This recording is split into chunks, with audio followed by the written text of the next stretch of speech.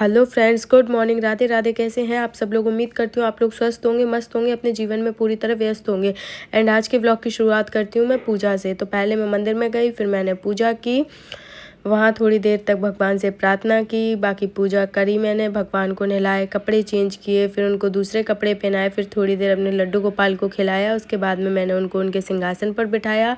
उसके बाद में फिर मैंने सबके तिलक लगाए। तिलक लगाने के बाद में फिर मैंने दिया लगाया। दिया लगाने के बाद फिर मैंने धूप बत्ती लगाई, मतलब अपनी पूजा कंटिन्यू करी। यहाँ पर फिर मैंने आरती की भगवान की। उसके बाद में उनसे थोड़ी मिन्नतें मांगी कि भगवान जैसे सबके कष्ट दूर कर रहे हो वैसे हमारे भी घर में आ जाओ, हमारे भी कष्टों को दूर कर जाओ। बस यही प्रार्थना की भगवान से। और बीच बीच में बच्चे आकर भी परेशान कर रहे थे, मम्मा ये कर दो वो कर दो, उनका भी सुनना पड़ रहा था और पूजा में ध्यान भी लगाना पड़ रहा था। पर बीच बीच में बच्चे आ जाते हैं तो ऐसे मतलब ध्यान इधर उधर हो जाता है ना। पर ठीक है, भगवान जानते हैं इस चीज़ को। उसके बाद में मैं फिर फ्री होके आई अपने रूम में। फिर मैंने अपने रूम की सफाई की। उसमें मैंने बिस्तर वगैरह सब उठा के रखे, तकिए वगैरह सब कुछ, घड़ी वड़ी की। उसके बाद में उनको सबको उठा के रखा।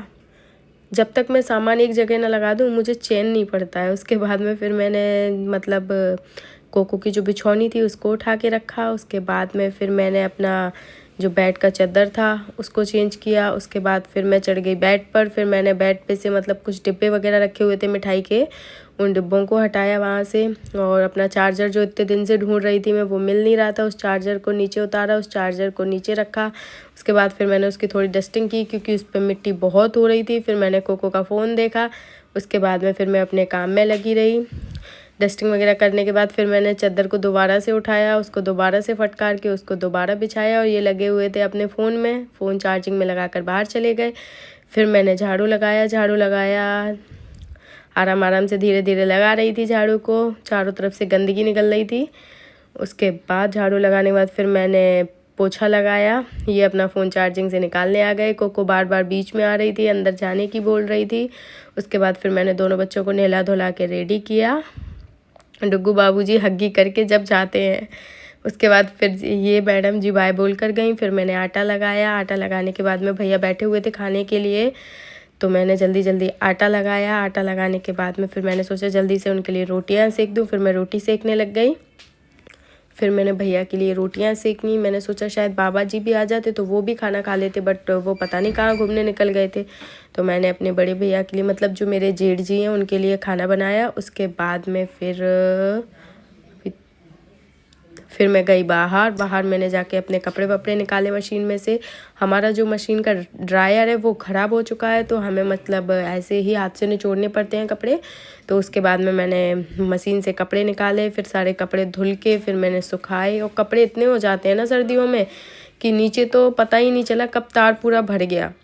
पूरे कपड़े सुखाने के बाद में फिर मैंने देखा तो बाल्टी में और भी कपड़े रखे हुए थे। फिर मैं उनको ऊपर छत पे लेके गई। फिर मैं छत पे कपड़े सुखा कर आई। पता है कपड़े बहुत ज़्यादा हो जाते हैं बच्चों की सर्दियों में, मतलब धोते धोते सुखाते सुखाते ना परेशान हो जाती हूँ। उसके बाद फिर मैं अपने मायके निकल गई इनके साथ में बाइक से।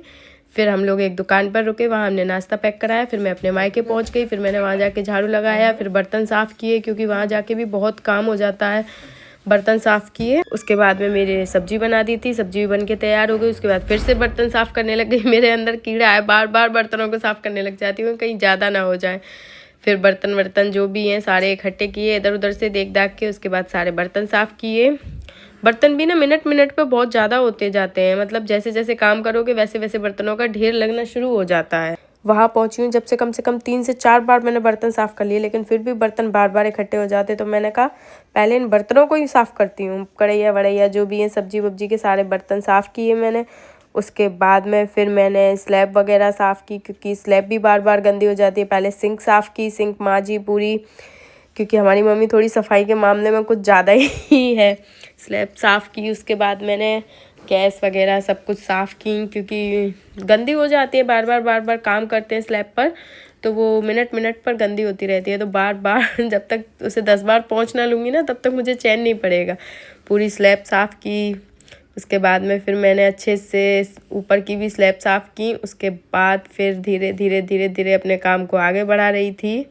उसके बाद मैंने स्लैब के कपड़े को अच्छे से धो के रखा। फिर मैंने पोछा लगाया, पोछा लगाने के बाद फिर मैं रोटियां बनाने लगी। आटा लगाया पहले, फिर रोटियां बनाई। रोटियां मतलब धीरे धीरे बना रही थी मैं।